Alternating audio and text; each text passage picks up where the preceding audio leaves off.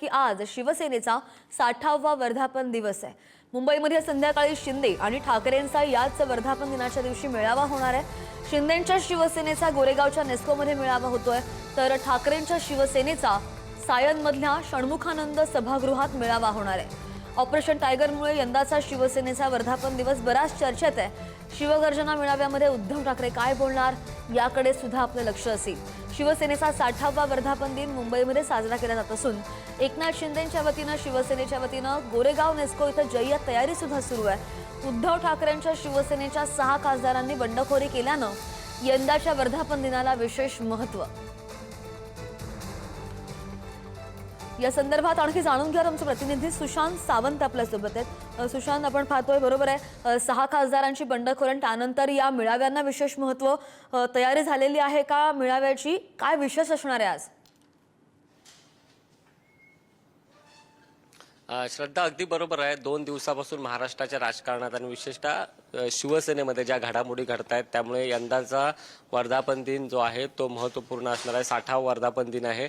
गोरेगाव नेस्को येथे एकनाथ शिंदे यांच्या शिवसेनेच्या वतीने वर्धापन दिनाचं आयोजन करण्यात आलेलं आहे आणि या ठिकाणी जर आपण बघितलं असेल तर आता तयारी जी आहे ती सुरू आहे।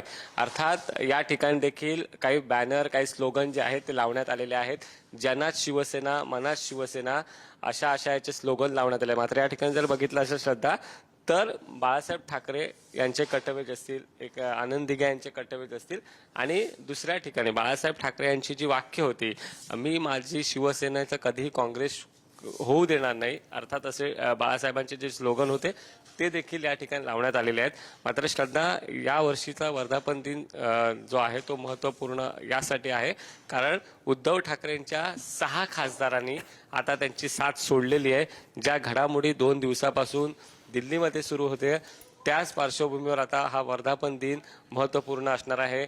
बाहेर आपण जर बघितलं असाल तर मोठा पोलीस बंदोबस्त देखील तैनात करण्यात आला आहे कारण काल उद्धव ठाकरेंच्या पक्षाचे संजय राऊत जे खासदार आहेत ते म्हणाले होते की ज्यांनी पक्ष सोडतायत त्यांना फोडून काढा आणि याचमुळे कुठेतरी मोठ्या प्रमाणात पोलीस बंदोबस्त देखील तैनात करण्यात आला आहे। मात्र या ठिकाणी जर नेस्को या ठिकाणी बघितलं असेल तर मागच्या वर्षीचा देखील वर्धापन दिन नेस्कोमध्ये झाला होता, या वर्षीचा देखील वर्धापन दिन नेस्कोला झाला आहे आणि जवळपास 4000 शिवसैनिक बसतील अशी आसन व्यवस्था जी आहे ती या ठिकाणी करण्यात आलेली आहे।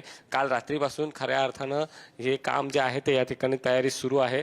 या ठिकाणी जर आपण बघितलं असेल तर या स्टेजवर खरं तर 2 पोडियम जे आहेत ते ठेवण्यात आलेले आहेत। सुरुवातीला रामदास कदम बोलतील, त्यानंतर शिवसेनेचे 1-2 नेते बोलतील आणि नंतर 7:30 ते 8 वाजता एकनाथ शिंदे जे आहेत ते शिवसैनिकांना मार्गदर्शन करणार आहेत, बोलणार आहेत। अर्थात यावर्षी दोन्ही नेत्यांची भाषणं जी महत्त्वपूर्ण असणार आहेत, एकीकडे आपण बघितलं असेल तर षण्मुखानंद येथे ठाकरेंच्या शिवसेनेचा वर्धापन दिन आहे तो पार पडतोय, त्यात त्यांना फुटीचं ग्रहण जे आहे ते लागलेलं आहे ठाकरेंच्या शिवसेनेला।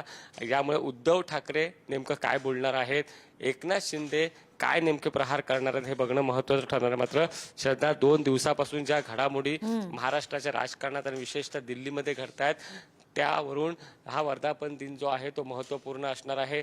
दोन्ही नेते काय बोलतायत, प्रामुख्याने उद्धव ठाकरे यांचं भाषण आज काय असणार आहे कारण ऐन वर्धापन दिनाच्या तोंडावर अर्थात उद्धव ठाकरेंच्या शिवसेनेला एकनाथ शिंदे यांनी धक्का दिलेला आहे आणि सगळ्यात महत्त्वाचं म्हणजे या वर्धापन दिनाला ज्या खासदारांनी बंडखोरी केलेली आहे ते एकनाथ शिंदेंच्या व्यासपीठावर राहू शकतात का हे देखील बघणं तितकंच महत्त्वाचं ठरणार आहे। श्रद्धा, अगदी या सगळ्या संदर्भातले ताजे अपडेट दिवसभर घेत राहणार आहोत। धन्यवाद सुशांत दिलेल्या सगळ्या सविस्तर माहितीसाठी। ज्या ठिकाणी शिंदेंच्या शिवसेनेचा मेळावा होणार आहे गोरेगावच्या नेस्को सेंटरमध्ये, त्याच ठिकाणावरून आमचे प्रतिनिधी सुशांत आपल्यासोबत जोडले गेलेले होते। कार्यक्रमाची तयारी पूर्ण झालेली आहे का या संदर्भातले अपडेट्स आपण त्यांच्याकडून घेत होते। सुशांत, धन्यवाद। तर शिंदेंच्या वर्धापन दिन कार्यक्रमामध्ये गोंधळाची शक्यता असल्याचं पत्र व्हायरल झालेलं आहे। मुंबई पोलिसांचं पत्र संजय राऊतांनी ट्विट केल्याची माहिती आहे। शिंदे आणि ठाकरेंचे कार्यकर्ते समोरासमोर येण्याची शक्यता, शिंदे आणि ठाकरेंच्या कार्यकर्त्यांवर लक्ष ठेवा अशा आशयाचं पत्र पोलिसांनी दिलंय। अनुचित प्रकार घडू नये यासाठी मुंबई पोलिसांनी अगोदरच खबरदारी घेतली आहे। आपण पाहिलं काल सुद्धा बरेच शिवसैनिक ठाकरेंचे आक्रमक झालेले होते आणि त्याच पार्श्वभूमीवर आज जे दोन्ही मेळावे होत आहेत भलेही हे दोन्ही मेळावे दोन्ही वेगवेगळ्या ठिकाणांवर होत आहेत, मात्र तरी सुद्धा कोणताही अनुचित प्रकार घडू नये त्या पार्श्वभूमीवर पोलिसांनी जारी केलेलं हे पत्र संजय राऊत यांनी एक्सपोज केलंय.